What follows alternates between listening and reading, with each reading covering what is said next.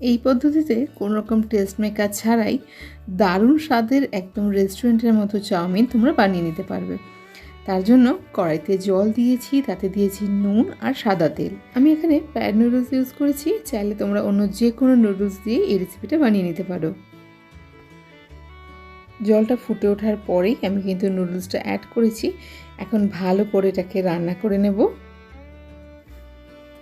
Fried noodles একটু ঠান্ডা হলে শক্ত মতো হয়ে যায়, সেজন্য হাত দিয়ে ভালো করে দেখে নিতে হবে যে নুডলসটা ঠিকমতো সিদ্ধ হয়েছে নাকি। এখন একটা আলাদা পাত্রে এটাকে ঢেলে নিচ্ছি, একটু ছড়িয়ে দিয়ে এটাকে ঠান্ডা হতে দেবো। ভিডিওগুলো ভালো লাগলে অবশ্যই একটা লাইক করো, চ্যানেলটাকে সাবস্ক্রাইব করে পাশে থেকো, আর নোটিফিকেশান বেলটাকে অল করে নিলে আমি যখনই নতুন ভিডিও আপলোড করব তার নোটিফিকেশানটা তোমার কাছে পৌঁছে যাবে। কড়াইতে দিয়েছি সাদা তেল, এবার একে একে ডিমগুলোকে দিয়ে অল্প নুন দিয়ে ভেজে নেব।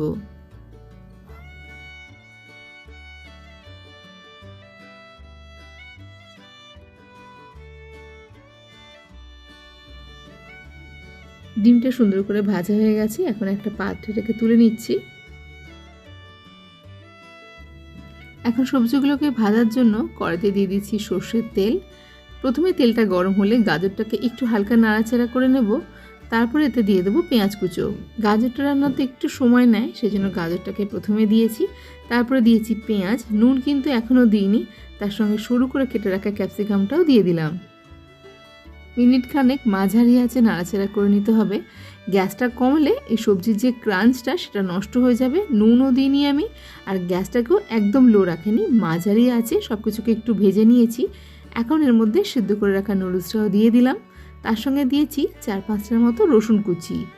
এখন গোলমরিচের গুঁড়ো দিয়েছি হাফ চামচ, তার সঙ্গে দিয়েছি হাফ চামচ সয়া সস। সব কিছুকে খুব ভালো করে মিশিয়ে দেবো।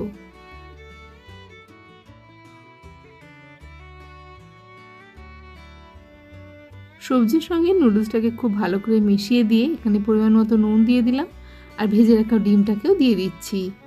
সমস্ত কিছুকে নাড়াচাড়া করে খুব ভালো করে মিশিয়ে দিতে হবে। আমি এখানে এক্সট্রা কোনো মশলা ইউজ করিনি, বা টেস্ট মেকার বা আজিনামোটো কোনোটাই ইউজ করিনি। খুব সিম্পল জিনিস দিয়েই আজকে এই চাউমিনটা বানালাম। তোমরা বাড়িতে এভাবে একবার বানিয়ে দেখবে, আশা করছি তোমাদের খুবই ভালো লাগবে। তৈরি হয়ে গেছে একদম রেস্টুরেন্টের মতো এগ চাউমিন। তোমরা এভাবে বানাও, খাও, আর আমাকে জানাও কেমন আছে রেসিপিগুলো। এ ধরনের রেসিপি তোমার চ্যানেলটাকে সাবস্ক্রাইব করে নিতে পারো।